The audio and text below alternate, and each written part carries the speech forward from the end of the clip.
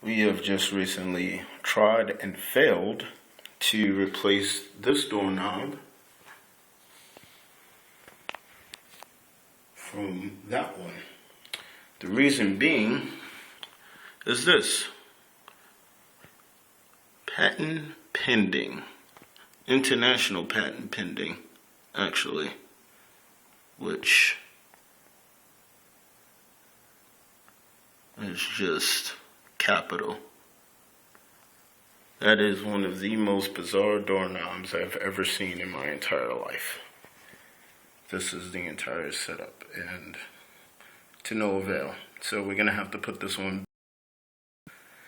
Every job is not as easy as switching something out. Never is.